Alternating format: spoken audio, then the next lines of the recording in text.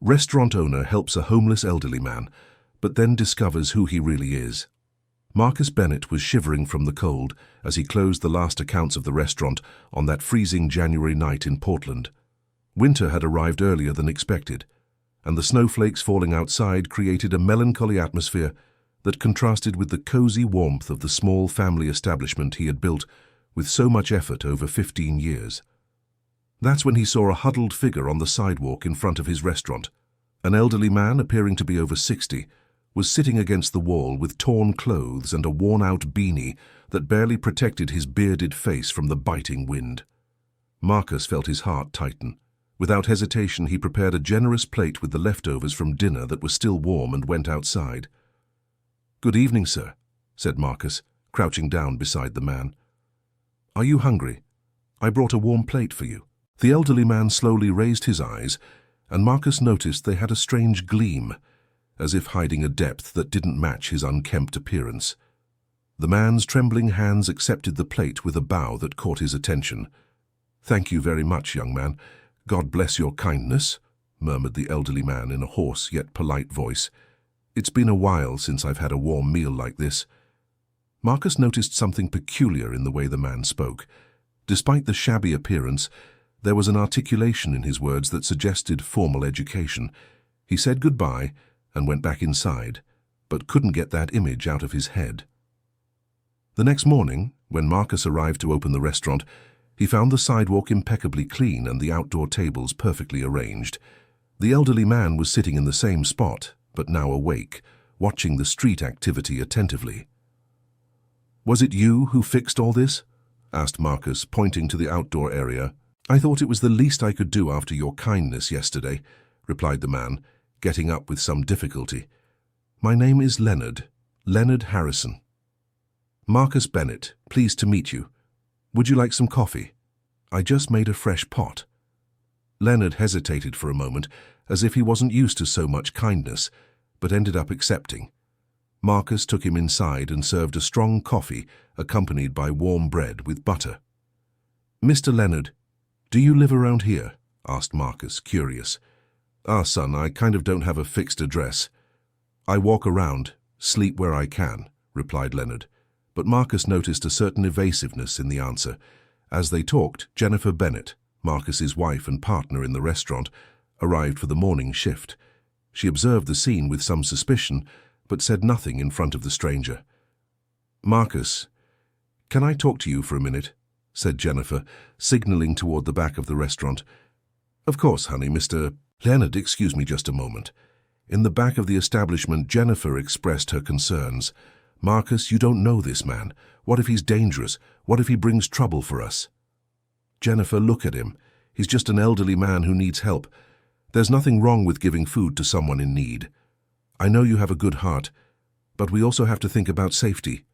We have employees to protect. We have our business." Marcus understood his wife's concerns, but something inside him couldn't simply ignore that man's situation. There was a strange familiarity he couldn't explain. When they returned, they found Leonard talking politely with Daniel, the restaurant's longest-serving employee, about culinary techniques. The elderly man demonstrated impressive knowledge about gastronomy.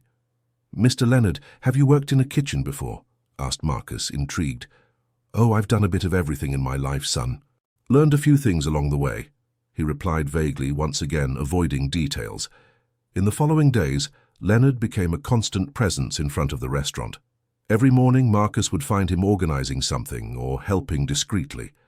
The elderly man refused money but gratefully accepted meals. Jennifer remained suspicious, especially when she noticed that Leonard watched Marcus's every move with an intensity that seemed to go beyond simple gratitude. It was as if he were studying her husband. "There's something strange about that man, Marcus. He keeps looking at you in a way that makes me uncomfortable," she commented one afternoon. "What way, Jennifer?" "I can't quite explain. It's as if he knows you from somewhere, as if he's waiting for something." Marcus shook his head, but deep down he knew his wife was right. There was something in Leonard's eyes that bothered him too, a disturbing familiarity he couldn't place. One Thursday afternoon, the restaurant received a group of Canadian tourists who were lost and didn't speak Portuguese. Leonard, who was organizing the chairs on the patio, approached and began speaking to them in fluent French, giving detailed directions to their hotel. Marcus was stunned. When the tourists left, he approached Leonard. "Mr. Leonard, you speak French?" "And Spanish too, if needed," replied Leonard with a weary smile. "I can get by in Italian as well. But how is it that—" "Life teaches you many things, son, especially when you travel a lot." That night, Marcus couldn't sleep. The pieces didn't fit. A homeless man who spoke 3 languages, who had deep knowledge of gastronomy, who expressed himself with refined manners even while wearing torn clothes. "Jennifer, do you think I should look into his past?" he asked in bed. "I think you should be careful. People who hide who they really are always have reasons for it." On Friday morning, Marcus decided to address the matter directly. "Mr. Leonard, may I ask a personal question?" "Of course, son.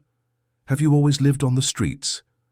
Leonard stopped sweeping the sidewalk and was silent for a long time. Marcus saw tears forming in the man's eyes. "No, son, not always. I once had a different life. A very different one," he replied, his voice choked. "What happened?" "I made wrong choices, lost important things. Important people," said Leonard, wiping his eyes with the sleeve of his dirty shirt. "Sometimes you lose the right to a normal life." Marcus felt a pang in his chest. There was something in that man's pain that touched him deeply. "Do you want to talk about it?" "Sometimes it helps to talk." Leonard stared at him for a moment, as if weighing whether he could trust him. "You are a good man, Marcus. Your family must be very proud of you." "Well, it's just Jennifer and me. We don't have children yet." "And your parents, are they alive?" The question caught Marcus by surprise. It was a subject he avoided. "My mother passed when I was 12. My father, well, he left us when I was little. I was raised by my grandmother." Marcus noticed that Leonard was visibly shaken by this information. "What kind of man abandons his own son?" murmured Leonard, more to himself than to Marcus. "I don't know. I never understood. I've always wondered if I did something wrong, if I wasn't a good son." "No, son. Never think that," said Leonard with a vehemence that surprised Marcus. "Sometimes men do terrible things for reasons they themselves don't even understand at the time. Dear listener, if you're enjoying the story, please take a moment to like and especially subscribe to the channel. It really helps us who are just starting out, now continuing." Marcus was intrigued by Leonard's emotional reaction.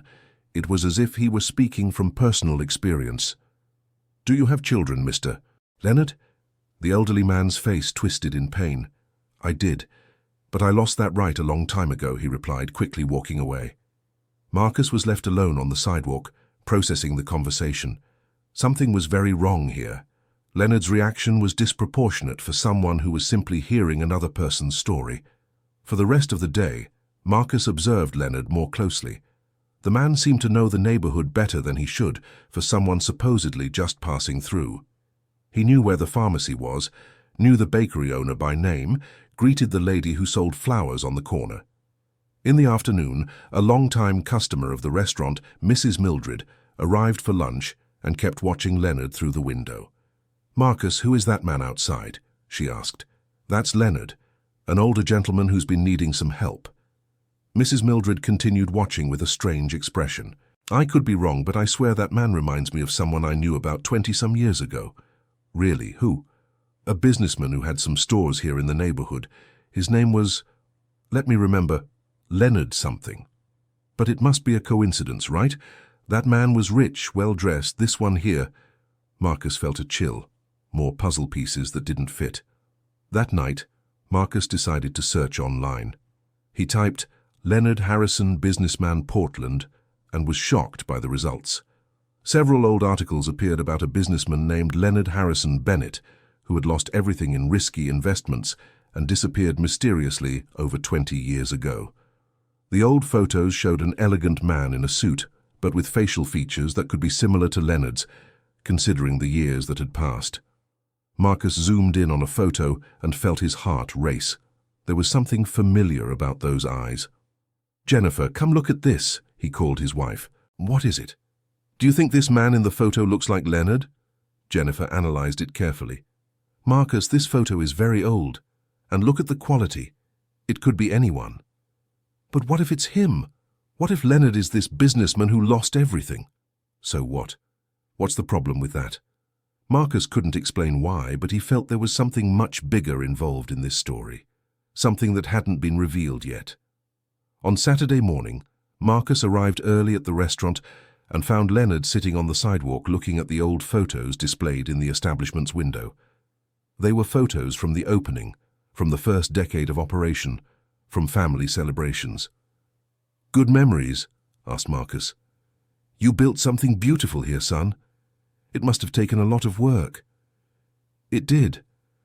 My grandmother left me a little money when she passed. I combined it with what I managed to save working at other restaurants and opened this little place. Your grandmother must be proud up there." "I hope so. She always said I had a knack for the kitchen.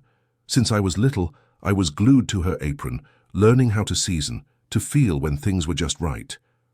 Marcus noticed Leonard's eyes were welling up again. "Mr. Leonard, are you okay?"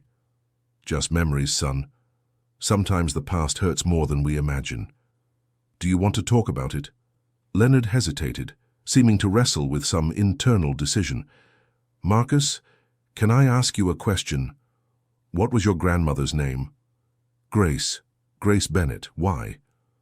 Leonard turned pale and leaned against the wall. "And where did you live?" "Right here in the neighborhood, on St. Joseph Street, number 247. A tiny little house, but full of love," replied Marcus, puzzled by the direction of the questions. "And your mother? What was her name?" "Elizabeth. Elizabeth Bennett. Mr. Leonard, why are you asking all this?" Marcus did not respond. He was visibly trembling and seemed about to faint. I need to sit for a bit," he murmured, staggering to a chair. Leonard brought a glass of water and was worried about the man's condition. "Mr. Leonard, do you want me to call an ambulance?"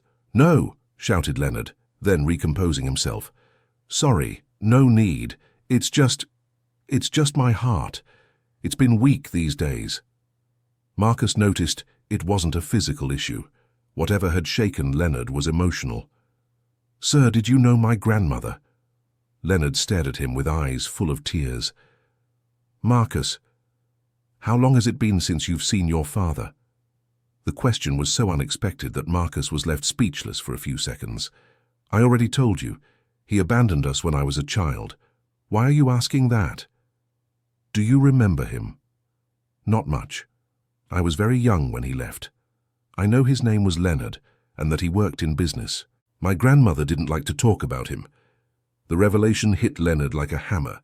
He began to sob uncontrollably, covering his face with his hands. "Mr. Leonard, for God's sake, tell me what's happening." "Marcus, I am your father." Marcus's world stopped. The noise of traffic, the conversations of pedestrians, everything fell into absolute silence as he processed those words. What are you saying?" "I am Leonard Harrison Bennett, your father. I abandoned you when you were 5 because I owed money to very dangerous people. I thought you would be safer without me." Marcus felt dizzy. He leaned on the nearest table, trying to understand what was happening. "That's not possible. You are homeless. My father was a businessman."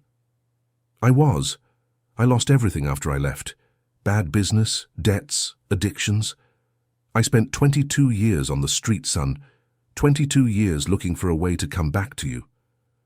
Marcus felt a rage rising from the depths of his chest. "And you thought the best way was to disguise yourself as a beggar and keep deceiving me. I wasn't deceiving you. I needed to know how you were, if you were happy, if you had managed to have a good life despite what I did. And it never crossed your mind to simply knock on the door and introduce yourself. After more than 20 years, after abandoning you and your mother, what right did I have?" Marcus was trembling with anger. All the kindness, all the compassion he had felt for that man turned into fury. "You had no right. No right to abandon me and no right to come back pretending to be someone else. Marcus, listen to me." "No, I don't want to listen. You left me. You left Mom alone with a child. Do you know what we went through?" "I know, son. I followed from afar. I knew everything." "You knew?" You knew and did nothing. Did you know my mother got sick from working so much? Did you know she lost her hair doing chemotherapy alone because she had no one to care for her? Did you know I had to drop out of school at 15 to work? Leonard was sobbing. I knew everything, and it destroyed me every day. But I couldn't come back. I couldn't put you in danger. What danger? What is this story? I owed a lot of money to dangerous loan sharks. They threatened you. They said if I didn't disappear, they would harm you and your mother. And you believed that? You didn't fight for us? I was a coward, Marcus. I was a weak man who made wrong choices and didn't have the courage to face the consequences. I chose to run away. Marcus could no longer look at that man. The pain of a whole lifetime without a father was exploding inside him. Get out of here, get out now, and don't come back. Marcus, please. I said get out. Jennifer came running, alerted by the shouts. Marcus, what's going on?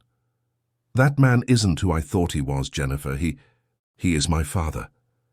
Jennifer was in shock, looking between Marcus and Leonard. I'm leaving, said Leonard, standing up slowly. I'm sorry for everything, son. Sorry for the pain I caused. I just wanted you to know that I never stopped loving you. If you loved me, you never would have left, replied Marcus coldly. Leonard nodded sadly and began to walk down the street. Marcus watched him walk away, and for the first time noticed how the man walked hunched over, as if carrying the weight of decades of regret. Jennifer tried to console him, but Marcus was inconsolable. All the childhood wounds he thought had healed were reopened and bleeding. Why did he do this? Why did he pretend to be someone else? Maybe he didn't know how to approach you any other way, Jennifer suggested delicately. He should have been honest from the first day. And would you have given him a chance? Jennifer's question caught him off guard. He reflected for a moment. No, probably not. Then perhaps he knew you better than you think. Marcus spent the rest of the day trying to process what had happened. Vague childhood memories began to return. The smell of his father's cologne, the feeling of safety when he carried him on his shoulders, the laughter in his grandmother's kitchen. But he also remembered his mother's sadness, the tears she tried to hide, the times he asked when Daddy was coming home and she didn't know what to say. During the following week, Marcus couldn't concentrate at work. He burned the food, mixed up orders, argued with the staff over small things. Jennifer was worried. You need to resolve this situation, Marcus. What situation? The guy deceived me and left. Problem solved. The problem isn't solved. You're a wreck. I'm fine. No, you're not. You've barely slept this week. You haven't eaten properly. You're treating everyone badly. Marcus knew his wife was right, but he couldn't get over the feeling of having been betrayed again by the same man who had already betrayed him once in childhood. On Friday of the following week, Daniel, the longest-serving employee, approached Marcus. Boss, can I give an opinion? Of course, Daniel. That Mr. Leonard, he came back here a few times during the week. He would stand across the street just watching. He looked like a lost dog. Marcus felt a tightness in his chest but tried to hide it. So what? I know it's none of my business, but you seem to like him, and he liked you too. Sometimes people do the wrong things for the right reasons. What right reasons justify abandoning a child, Daniel? I don't know, boss, but you yourself always say that everyone deserves a second chance. Daniel's words echoed in Marcus's head. It was true that he always preached about second chances, about forgiveness, about giving people the benefit of the doubt. But when it came to his own father, all those philosophies seemed not to apply. Dear listener, if you are enjoying the story, please take a moment to leave a like and especially subscribe to the channel. It helps us a lot, as we are just starting out, now continuing.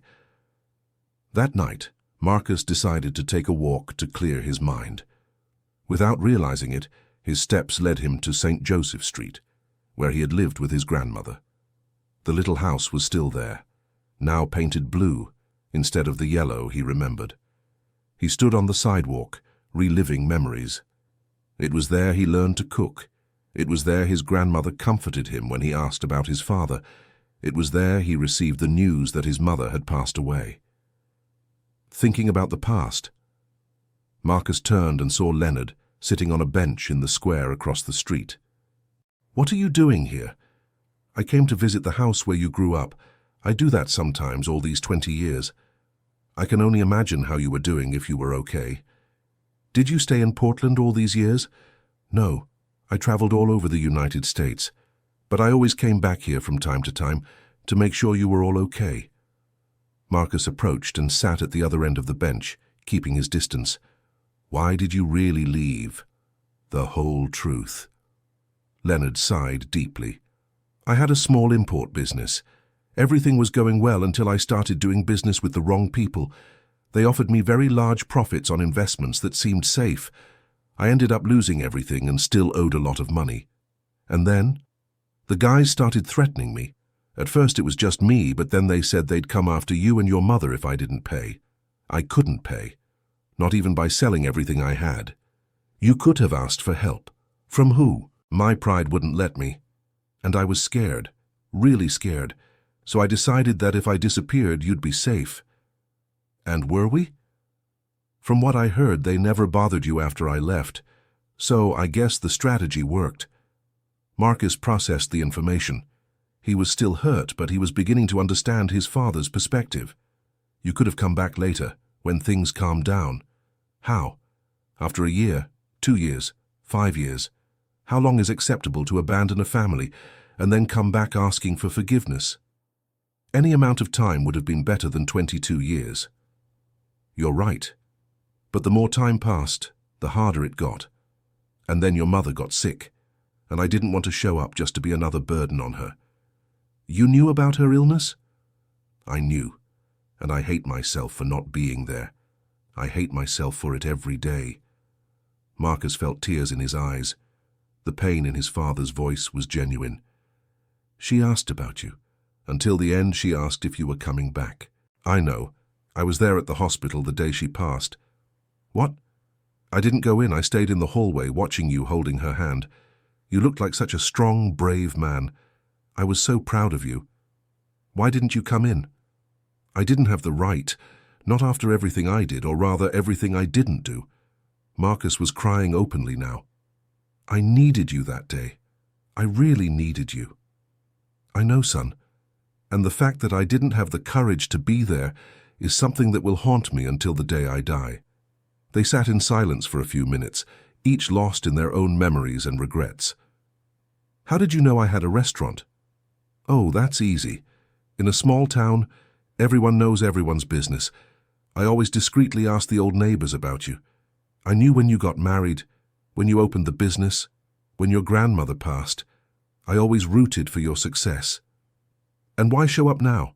Why pretend to be someone else?" "Because I'm getting old, Marcus. I have health problems, and I didn't want to go without knowing if you'd forgive me, but I didn't have the courage to just show up and introduce myself as your father." "So you made up the homeless Leonard." "I didn't make it up. I really was living on the street. I really did need help. I just didn't tell the whole truth about who I was." Marcus wiped his eyes and looked at the man beside him. He saw the wrinkles, the white hair, the trembling hands. He also saw the eyes he remembered from childhood, even though they now carried decades of suffering. "Can you tell me more about the health problems?" "Weak heart, high blood pressure, diabetes. Nothing too serious, but at my age, and living on the street.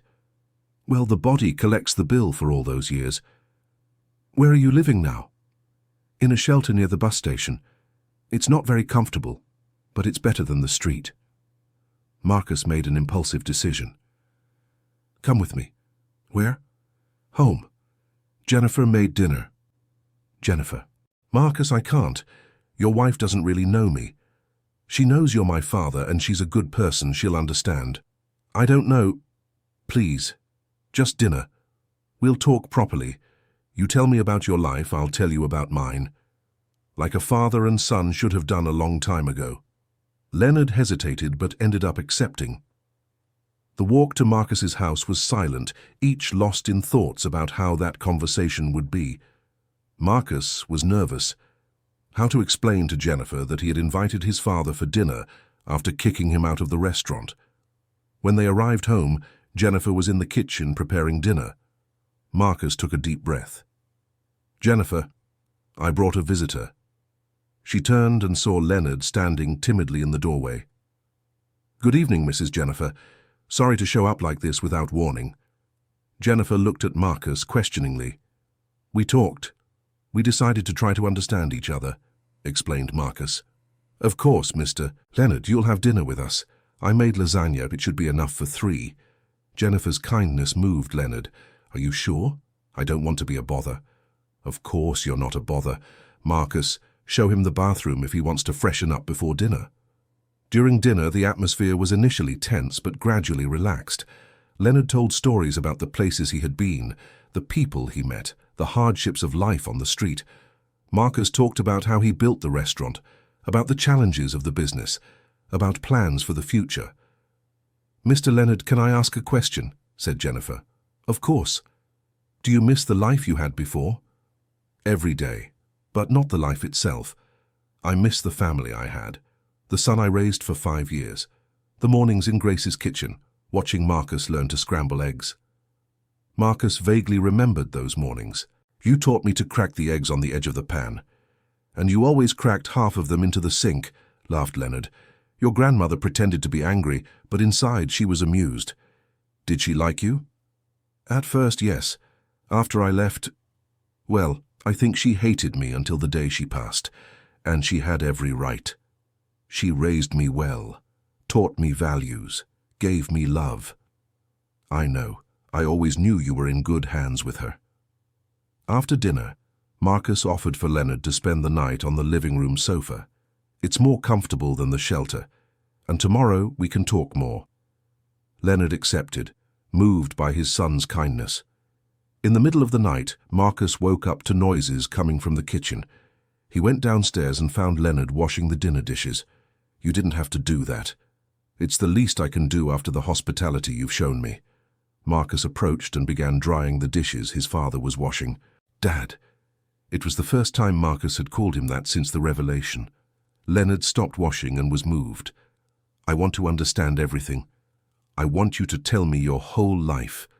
The mistakes, the regrets, everything." "Are you sure?" "I am.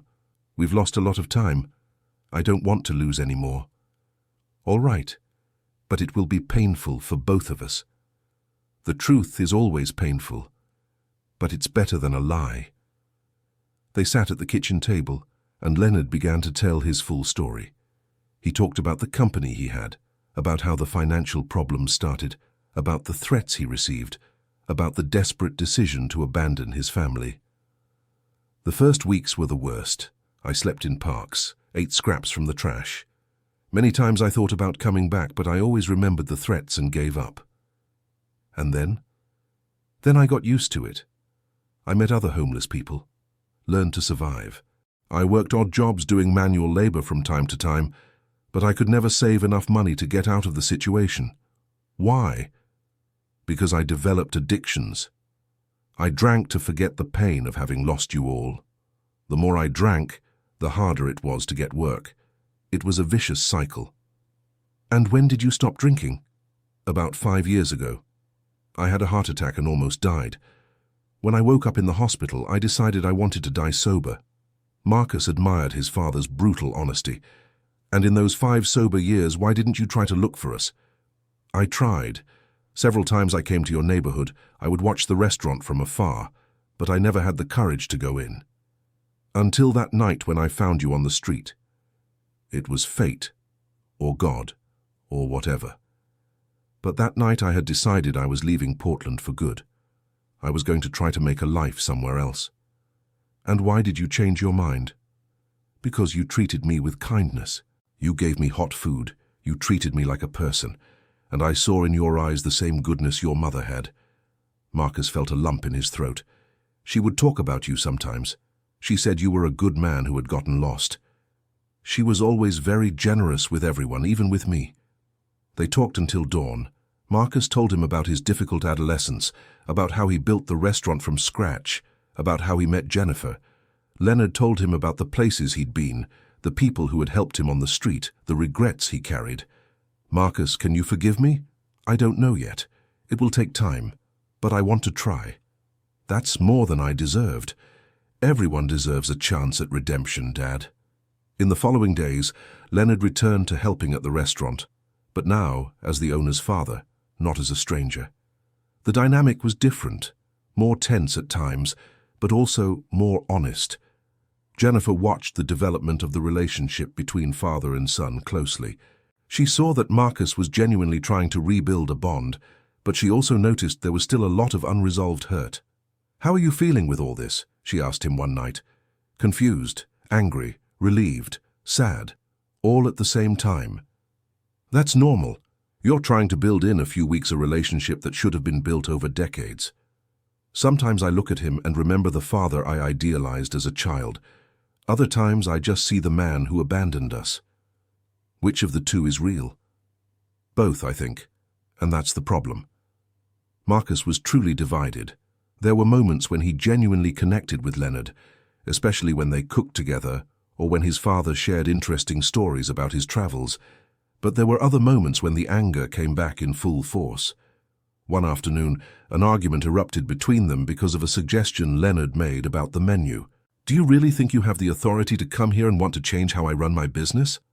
"I was just trying to help." "Help? Where were you when I needed help to build this place? Where were you when I had to learn everything on my own?" "Marcus, please, no, you can't show up here after more than 20 years and want to be a father again. It doesn't work like that." Leonard fell silent, absorbing the pain of his son's words. "You're right. I'm sorry. I won't give any more opinions about the business." The humility of the response disarmed Marcus. He expected a fight, but he received submission and remorse. "Dad, I'm sorry. I shouldn't have yelled." "No, son.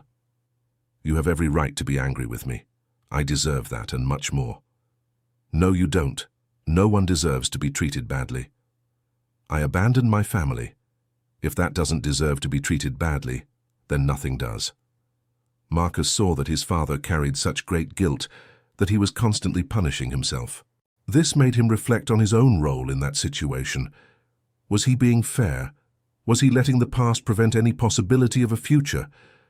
That night, Marcus sought out Leonard, who was sitting in the backyard of the house looking at the stars. "Dad, can I sit?" "Of course. I'm trying to figure out how to make this work.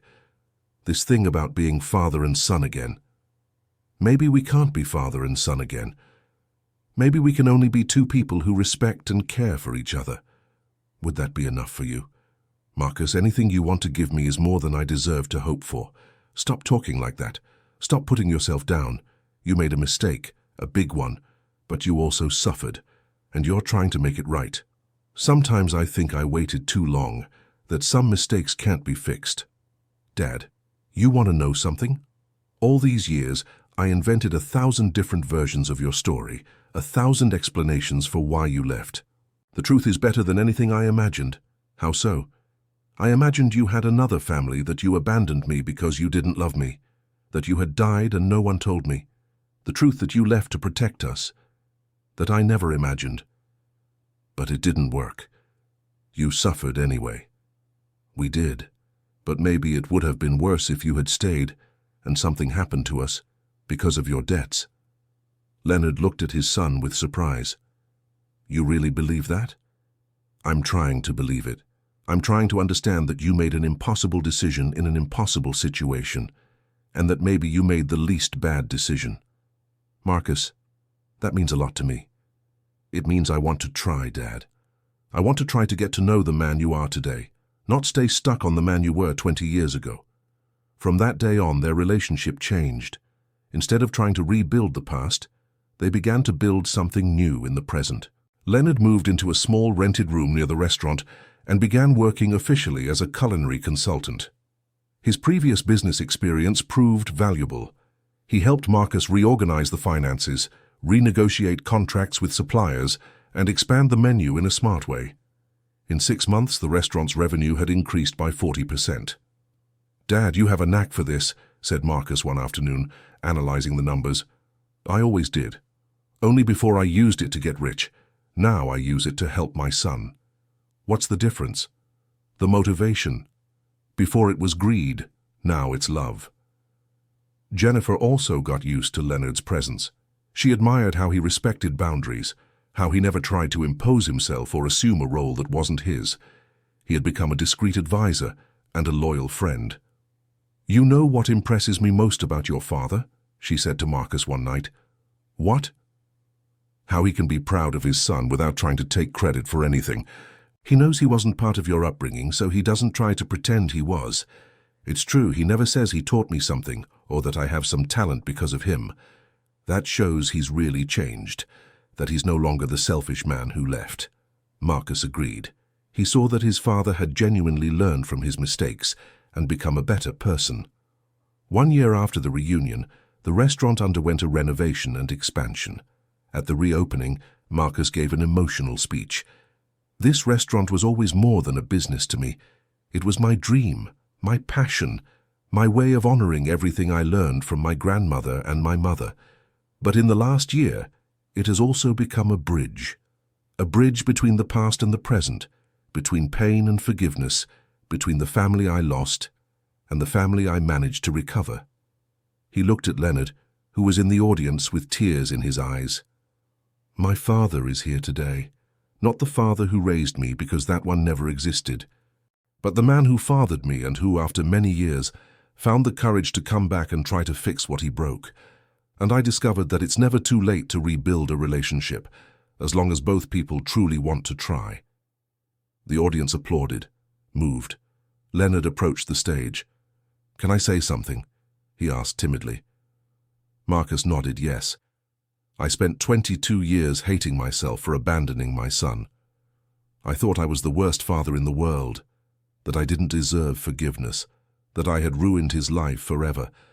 But looking at this extraordinary man he became, I realized that perhaps the best thing I ever did was to get out of his way when he didn't need a cowardly father and let him grow up with people who truly knew how to love and care." Marcus came down from the stage and hugged his father. "Dad, you didn't ruin my life. You complicated it, but you didn't ruin it. And today you are part of it again. Thank you, son, for giving me this chance I didn't deserve. Everyone deserves a second chance, Dad. Everyone." The reopening party was a success. Old customers were moved by the family's story. New customers were drawn to the welcoming atmosphere of the place. The restaurant, which before was just a successful business, became a symbol of reconciliation and second chances. In the following months, Leonard and Marcus developed a routine. Every morning, the father arrived early to help prepare breakfast. In the afternoon, they reviewed the finances together. At night, before closing, they sat at the back table to talk about the day. "You know what makes me happiest in all of this?" said Marcus in one of these conversations. "What?" "Seeing that you are a good person. All these years I was afraid that if I got to know you again, I'd discover you were a bad person, that I had romanticized a father who wasn't worth it. And if I were? I don't know. I think it would have been much harder to forgive. Lucky that I learned a few things on the street. The main one was humility. The street taught you humility. The street taught me that everyone is equal when they're hungry. That kindness is worth more than money. That dignity has nothing to do with clothes or a dress." Marcus reflected on those words. There was a wisdom in his father that came from suffering, a depth that only someone who had lost everything could have. "Dad, do you regret losing everything?" "I regret putting you all at risk. I regret having been a coward, but I don't regret losing the material possessions. They made me believe I was better than others. On the street, I learned I'm equal to everyone. And now? Now that you're working again, earning money. Now I know that money is a tool, not a goal. I use it to live with dignity and to help other people when I can." Marcus admired how his father had reframed his relationship with success and money. 2 years after the reunion, Jennifer got pregnant. When they told Leonard the news, he was deeply moved. "I'm going to be a grandfather." "Yes, you are. And you're going to be a present grandfather," said Marcus. "Are you sure? Aren't you afraid I'll do to your son what I did to you?" "I'm sure." "The man who could repeat the mistakes of the past is not the same man who is here today. You've changed, Dad, and I trust you." His son's trust was the greatest gift Leonard could receive. It meant that Marcus had not only forgiven him but genuinely believed in his transformation. During Jennifer's pregnancy, Leonard proved to be an incredible support. He helped with shopping, prepared special foods for her, accompanied her to medical appointments when Marcus couldn't leave the restaurant. Jennifer grew genuinely fond of her father-in-law. "Marcus, your father is a good man." "He is. It took me a while to accept it, but he is. He loves you very much, you know." "I know, and I love him too. In a different way than I would love him if he had always been present, but I do love him." "How is it different?" "It's a conscious love. I choose to love him every day, despite the past. It's an earned love, not an automatically given love." Jennifer found that definition beautiful. When the baby was born, a boy they named Tyler, Leonard cried more than anyone in the maternity ward. "He's your grandson, Dad," said Marcus, placing the baby in his arms. "He's perfect," murmured Leonard, "and I promise I'll be present in his life. I'll be the grandfather I couldn't be as a father." "I know you will." In the following months, Leonard dedicated himself to his grandson with a passion that moved the whole family. He woke up at dawn to help with bottles, pushed the stroller on walks, sang lullabies he had forgotten he used to sing for Marcus. "Dad, where did you learn those songs?" asked Marcus one afternoon, watching Leonard sing to Tyler. "I sang them to you when you were tiny." "I thought I'd forgotten, but the memory came back." Marcus felt a warmth in his chest. It was a connection to his early childhood he thought was lost forever. "Can you teach me?" "Of course, son." That night, father and son sat in the baby's room, and Leonard taught the songs he had sung over 30 years ago. Marcus learned not just the lyrics, but also the emotional memories that came with them. "Dad, thank you for coming back. Thank you for letting me come back. We lost a lot of time. We did. But we gained new time, and that's worth more than anything." Marcus agreed. Looking at his son sleeping in his grandfather's arms, he realized the family had become complete in a way he never imagined possible. 3 years after the reunion, the restaurant had become a landmark in the city, not just for the food, but for the story of overcoming and reconciliation it represented. Many people went there not just to eat, but to be inspired. Leonard, now 67, had become a beloved figure in the neighborhood. He helped other homeless people, counseled troubled youth, participated in community actions. His transformation was an example to many. "Dad, you've become a sort of community leader," joked Marcus. "It happens when you learn that life isn't just about yourself." "Did you always know that?" "No. I learned it on the streets. When you have nothing, you learn that the only thing that matters is people." Marcus admired how his father had transformed his painful experience into wisdom that benefited others. One afternoon, while playing with Tyler in the backyard, Leonard suddenly felt unwell.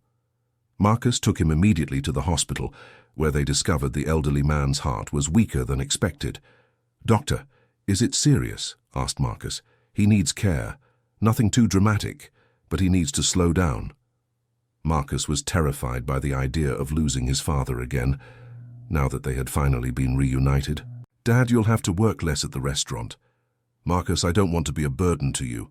"Burden nothing. You'll help by taking care of Tyler, doing lighter things, and you'll rest more. But the restaurant will keep running. We've already hired more people. You taught me everything I needed. Now it's time for you to take care of your health." Leonard was moved by his son's care. "Thank you for worrying about me." "Of course I worry. You're my father." It was the first time Marcus used that phrase completely naturally, without hesitation or reservation. Leonard noticed and was deeply touched. The following months were calmer. Leonard reduced his involvement at the restaurant, but increased his participation in family life. He spent more time with Tyler, helped Jennifer with household chores, enjoyed traveling with Marcus on weekends. "You know what I like most about this new phase," he said to Marcus during a trip to the beach. "What?" "Being able to be a grandfather without the guilt of having been an absent father. Tyler doesn't know our story. To him, I've always been here. And that's good? It's liberating. I can love him without carrying the weight of my mistakes. Marcus understood. The grandson had given his father a chance to exercise the fatherhood he hadn't been able to the first time. Dad, do you think Miguel will have happy childhood memories? I'm sure he will. He has present parents, caring grandparents, a structured family. He has everything I couldn't give you. He has you too, and that counts for a lot. That night on the beach, Marcus reflected on how unpredictable life can be. 5 years ago, he was a man who had grown up without a father. Today, he was a man who had found his father again and was raising a son with his grandfather's presence. Dad, can I ask you something? Of course.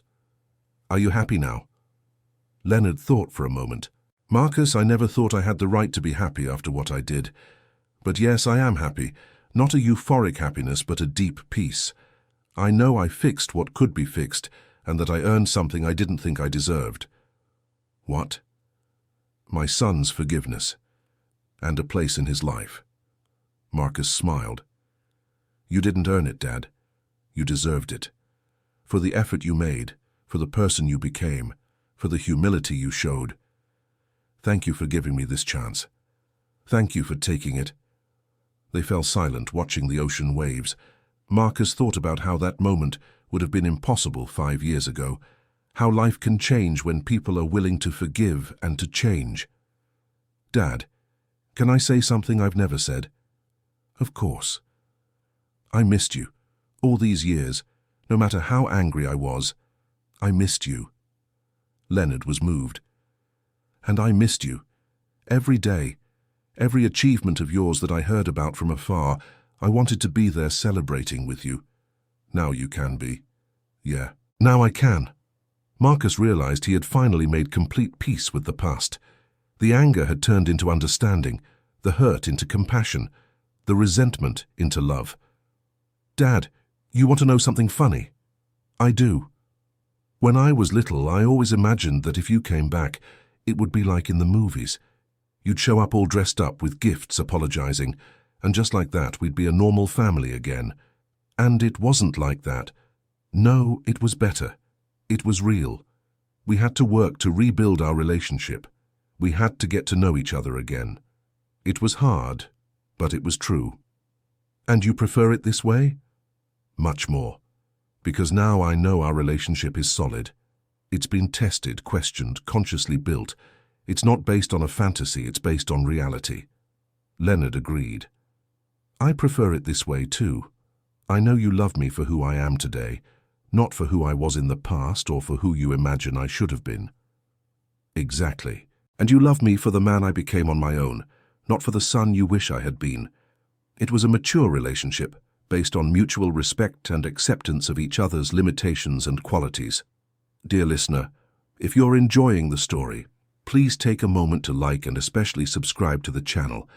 It helps us a lot as we're just starting out, now continuing. 4 years after the reunion, the restaurant had expanded. Besides the original location, Marcus had opened a second unit in another neighborhood. Leonard helped with the planning but respected his son's wish to lead the process alone. Son, I'm proud of what you've built. We built it, Dad. You helped me so much these last few years. No, the credit is yours. I just gave some advice. You're the one who had the vision, the courage, and did the work. Marcus admired how his father could recognize his own contributions without trying to diminish the merits of others. It was a humility that came from maturity and self-awareness. Miguel, now 2 years old, had become the center of Leonard's life. The grandfather took him to the park every afternoon, taught him old games, told him made-up stories. The relationship between them was one of pure joy and complicity. Daddy, Grandpa Leonard said when I grow up he'll teach me how to cook, Miguel said to Marcus. Will he really? And what do you want to learn to make? Chocolate cake, Marcus laughed. It was exactly what he wanted to learn to make when he was a child and never got the chance. That night, Marcus talked with Leonard about the promise made to his grandson. Dad, thank you for wanting to teach Tyler how to cook. I couldn't do it with you. At least I can do it with him. Actually, you can still do it with me too. How so? You can teach me a special recipe, something that was a tradition in our family before you left. Leonard was moved by the request. There's a cornmeal cake recipe from your great-grandmother. Your mother loved it when I made it. Will you teach me? Of course. The following Sunday, father and son spent the afternoon in the kitchen preparing the great-grandmother's cornmeal cake. Tyler helped by mixing the ingredients. Jennifer wrote down the recipe to preserve the family tradition. Dad, this is so much more than a recipe, said Marcus, as they waited for the cake to bake. What is it? It's a piece of our history that I thought I had lost forever. Our family's story didn't begin when I came back, Marcus. It always existed. It was just interrupted. And now it's complete again. When the cake was ready, the whole family tasted it. The flavor brought vague memories from Marcus's childhood, sensations that had been dormant for decades. I remember my mother making this, he said, surprised. She made it every Sunday. You would always stand by the edge of the stove waiting, and you would lift me up so I could see better. You have a good memory. No, it was just stored somewhere I didn't know how to access. That afternoon became a new family tradition. Every Sunday they made the great-grandmother's cake together. Tyler learned the recipe. Marcus recovered childhood memories. Leonard relived happy moments from the past. And Jennifer documented everything so the tradition would continue for future generations. You know what moves me the most about this? Jennifer said one afternoon. What? Asked Marcus. Seeing how you created a new tradition from an old one. You took what was good from the past and brought it into the present. That's exactly it. We didn't pretend the past didn't happen, but we also didn't let it define the future. Leonard, who was listening to the conversation, approached. You taught me that. You taught me it's possible to honor the past without being stuck in it. How so? Asked Jennifer. Marcus could have chosen to hate me for the rest of his life because of my mistakes. Instead, he chose to give me a chance to create new memories. That changed my life. Marcus realized that the choice of forgiveness had transformed not only his relationship with his father, but the life of the entire family. Tyler was growing up in a house full of love. Jennifer had gained a caring father-in-law, and he himself had become a more complete person. 5 years after the reunion, the story of Marcus and Leonard had spread through the city. Local newspapers wrote about the Reconciliation Restaurant. Radio programs interviewed father and son. Other families in similar situations sought their advice. We've become an example, Marcus joked. Is that good or bad? Asked Leonard. It's a responsibility. People want to believe reconciliation is possible. And is it? It is, but it's not easy. And it's not automatic. It requires effort from both sides. They decided to use their experience to help other families. Once a month, they organized a discussion circle at the restaurant for people going through situations of abandonment, reconciliation, or family forgiveness. What would you say to someone in the situation you were in 5 years ago? A woman asked during one of these circles. Marcus and Leonard looked at each other. I would say forgiveness isn't about forgetting what happened, Marcus answered. It's about choosing not to let the past destroy the future. And I'd say it's never too late to try to fix a mistake, added Leonard. But it's also never too early to start. And if the person doesn't want to forgive, asked another participant. Then you have to respect that, said Marcus. Forgiveness can't be forced. It has to be genuine. But you can keep trying to be a better person, even if the other person never forgives, Leonard added. Change has value in itself. The conversation circles became famous in the city. Many families managed to reconcile after participating. Others, at least, found peace with their situations. You're doing important work, said the priest of the local church at one of these meetings. We're just sharing our experience, replied Marcus. Sometimes that's what people need, to see that it's possible to overcome. Marcus agreed. He himself had needed to see that forgiveness was possible before he could forgive. Dad, do you really think our story can help? I think it can give hope, and hope is sometimes all a person needs to find the courage to try. Tyler, now 4 years old, occasionally attended the meetings. His innocent and joyful presence reminded everyone that the choices of adults affect the next generations. "Grandpa Leonard, why do people sometimes get mad at each other?" he asked one day. "Because sometimes people hurt each other without meaning to, and the hurt hurts a lot." "And then, do they stop liking each other?" "No, they still like each other. They just need to learn to forgive the hurt." "Like you and Daddy did?" "Exactly like me and Daddy did." Marcus was moved to see how his father explained complex concepts simply to the child. "Tyler, do you want me and Grandpa to stay friends forever?" "Yes, you're the best Grandpa and Daddy in the world." That night, Marcus reflected on how Tyler's innocence had summed everything up in a few words. In the end, it all came down to the desire to keep the people we love close. "Jennifer, I want to have another child," he said to his wife. "Really? Why?" "Because I want Tyler to have a sibling who grows up seeing how a family can be united. And I want my father to have the chance to be a grandfather from a child's very first day." Jennifer was moved by the explanation. "Do you think your father would be happy?" "I think he'd cry with joy." When they told Leonard the news that Jennifer was pregnant again, he did indeed cry. "Another grandchild." "Or granddaughter," Marcus added. "It doesn't matter. What matters is that I'll be able to be there from the beginning. I'll be present for every moment." "You will, Dad. And this time you'll be the first to hold the baby after Jennifer." The promise moved Leonard deeply.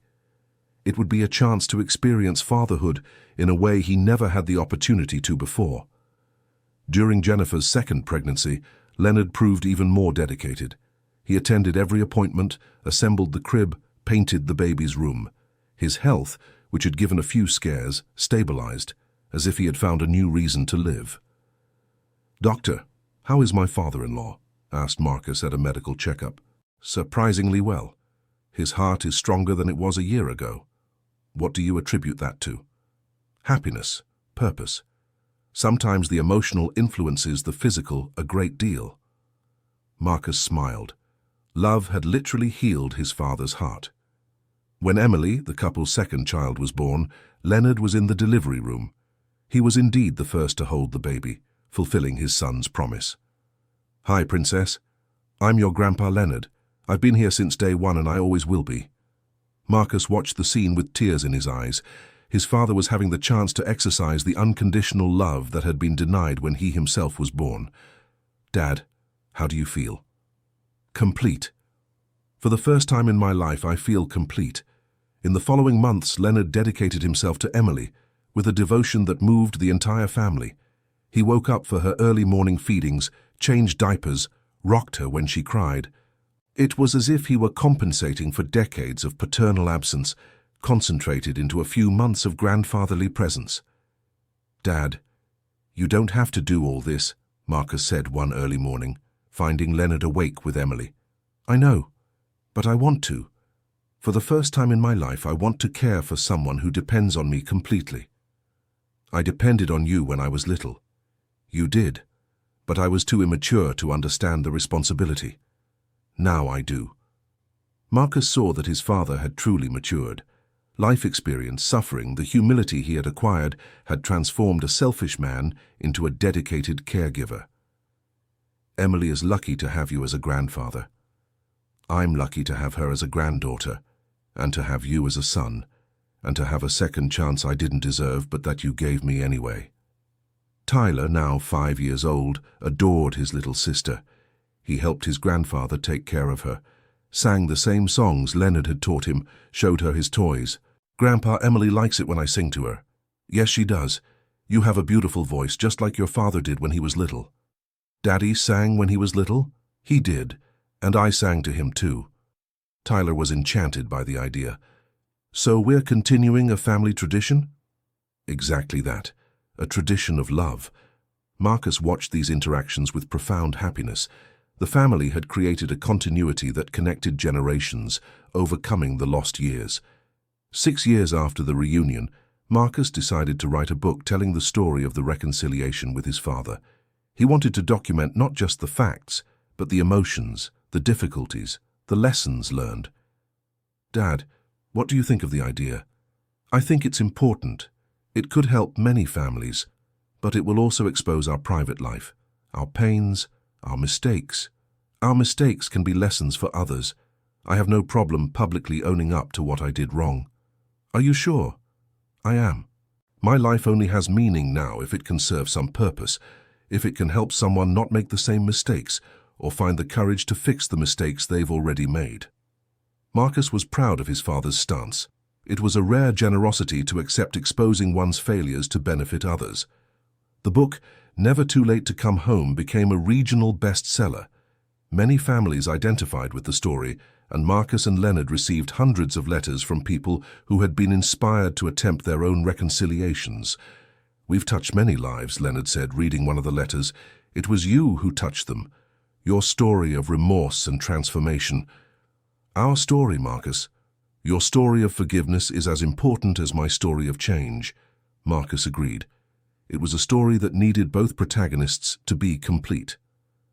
"Dad, do you have any regrets today?" "I do. I regret taking so long to come back. I regret not having the courage sooner, but I don't regret coming back. And if I hadn't forgiven you, I still wouldn't regret it. At least I would have tried. At least you would have known that I cared." Marcus admired the maturity of the answer. His father had learned that the people we hurt are not always willing to forgive us, but that doesn't mean we shouldn't try to apologize and change. "Dad, what would you say to the 5-year-old Marcus if you could talk to him?" "I would say that Daddy made very big mistakes, but that he never stopped loving him, and that even far away he always wished for his happiness." "And what would you say to the 40-year-old Leonard if you could talk to him?" "I would tell him not to run from his problems, to face difficulties alongside his family, not alone. To understand that being a man isn't about solving everything alone.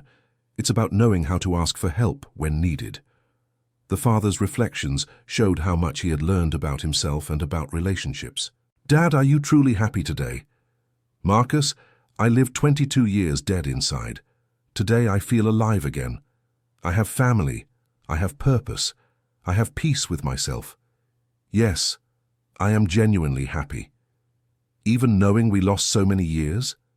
The years we lost taught me to value the years we have. Every day by your side is a gift I know I didn't deserve, but received anyway." Marcus was moved by his father's gratitude. It was a lesson on how to turn regret into appreciation for the present. That night, Marcus called some people who had drifted out of his life over minor misunderstandings. He spoke with a cousin he hadn't talked to in years because of a fight over inheritance, made peace with a friend who had distanced himself over miscommunications. His father's story had taught him that life is too short to hold on to unnecessary grudges. "Dad, thank you." "For what?" "For teaching me about forgiveness. Not just for forgiving me, but for showing me how important it is to forgive." "How so?" "Making peace with you showed me how liberating it is to let go of anger. I've applied that to other relationships in my life." "That's good. Forgiveness frees both the one who forgives and the one who is forgiven." "It's true, I felt trapped in the past. Forgiving you freed me to live in the present." Leonard smiled. It was the greatest satisfaction he could have.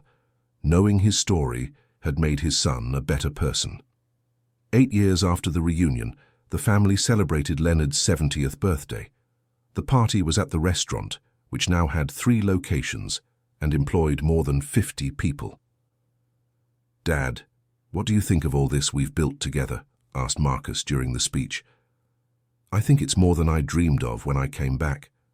I just wanted your forgiveness.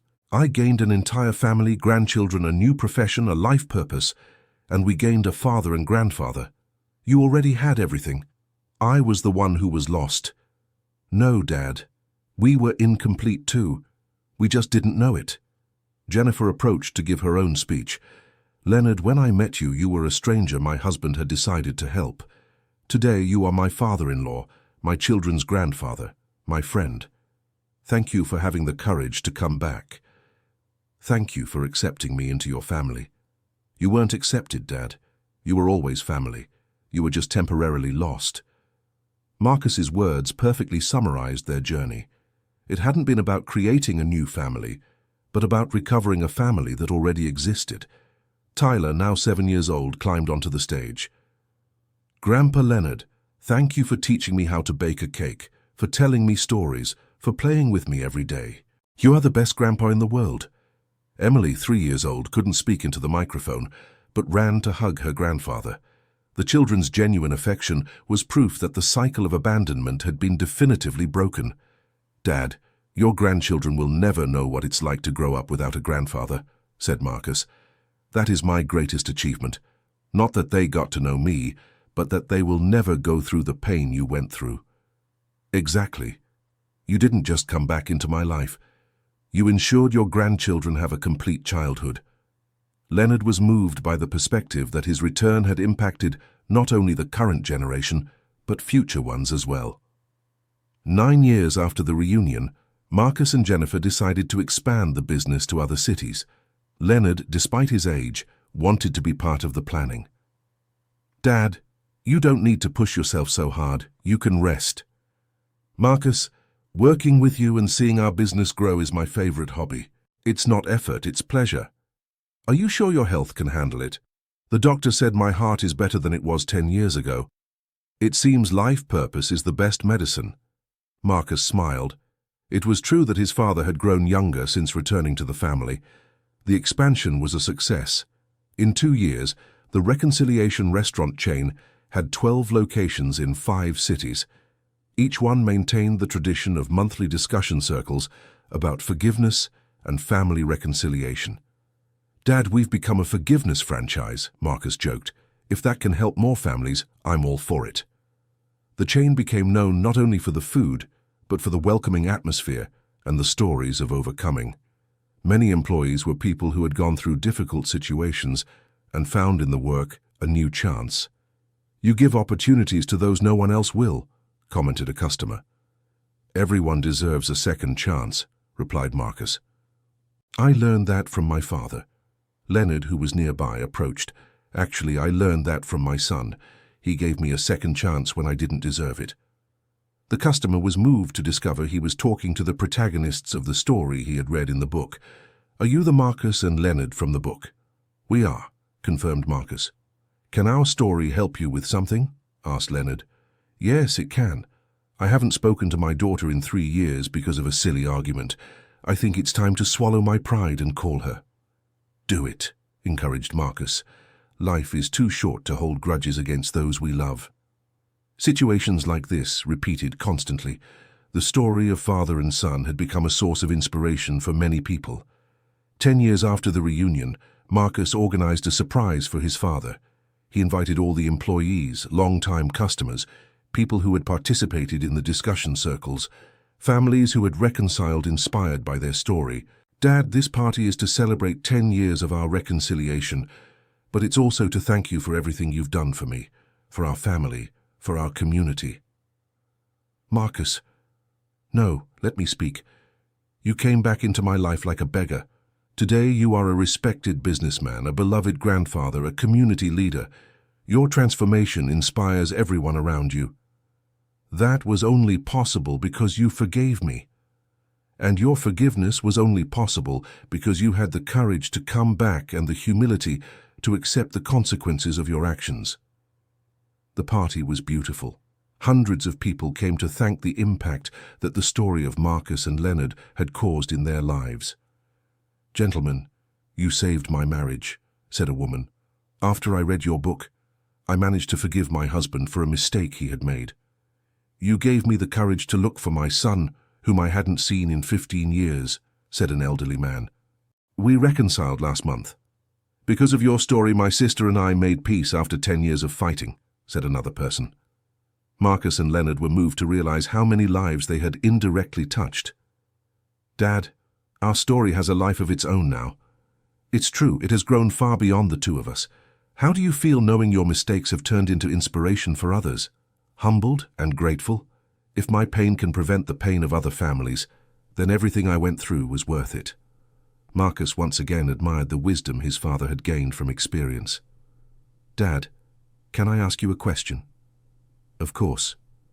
If you could go back in time and change something, would you change it?" Leonard thought for a long moment. "That's a difficult question. Of course I wish I hadn't made the mistakes I made. I wish I had been present in your childhood, during your mother's illness, at your graduation, at your wedding. But if I changed the past, maybe I wouldn't have learned the lessons I learned. Maybe I wouldn't have developed the humility I developed. Maybe our reconciliation wouldn't be as deep and true. So you wouldn't change it. I would change how I dealt with problems. I wouldn't run away. I would face them. But I wouldn't change the fact that I came back, that I asked for forgiveness, that I fought for our reconciliation. Marcus agreed. He himself wouldn't change anything about the last 10 years. The process of forgiveness, as painful as it had been, had made him a better person. Dad, thank you for coming back. Thank you for letting me stay. That night, after everyone had left, Marcus, Jennifer, Tyler, Emily, and Leonard were alone in the restaurant. It was the same place where everything had begun 10 years earlier. Remember when I was just a beggar you fed? Joked Leonard. You were never just a beggar, said Tyler. You were always our grandpa. We just didn't know it yet. The child's innocence perfectly summarized the family's journey. Some relationships are so strong they survive even the gravest mistakes. Tyler, Emily, do you want me to tell you how I met your real grandpa? Asked Marcus. Yes, said the children in chorus. Marcus began to tell the story, from the freezing night he found Leonard on the street. The children listened, fascinated, even though they already knew the story by heart. Daddy, why did you fight at the beginning? Asked Emily. Because sometimes when people get hurt very badly, they need time to be able to forgive. And now you don't fight anymore. Now we're a real family, answered Leonard. Forever? Asked Tyler. Forever, confirmed Marcus and Leonard together. Jennifer watched the scene with tears in her eyes. It was a family that had been broken and rebuilt, stronger than before. Marcus, do you think our story will have a happy ending? She asked. Love, our story already has a happy ending. Every day we spend together is a happy ending. Every grandchild that Dad gets to know from a young age is a happy ending. Every family that reconciles inspired by our story is a happy ending. And the future? The future will be built day by day, with love, patience, and a lot of gratitude for having managed to overcome what seemed impossible to overcome. Leonard approached the family and hugged them. My family, my second chance, my new beginning. Thank you for giving me the opportunity to be happy when I thought I didn't deserve to be. Dad, you always deserved to be happy, said Marcus. You just needed to learn how. And I learned. With you, I learned. Outside, the snow began to fall again, like on that first night 10 years ago. But now, instead of a lonely, desperate man on the street, there was a complete and united family inside the restaurant that had become a symbol of reconciliation and second chances. Marcus looked out the window and smiled. The snow no longer represented cold and loneliness, but purity and new beginnings, like his family, which had been reborn from pain to become stronger and more united. Dad, shall we go home? Asked Marcus. Let's go, son. Let's go to our home. And together, the family walked through the snowy streets of Portland, knowing they had achieved something rare and precious, a second chance to be happy together. End of story. Now tell us what you thought of the story and where you're watching from. Was there a moment that moved you the most? Do you believe Marcus made the right decision in forgiving his father? Your story teaches us that it's never too late to start over, and that forgiveness can transform entire lives. Thank you for watching, and don't forget to leave your like and subscribe to the channel for more emotional stories.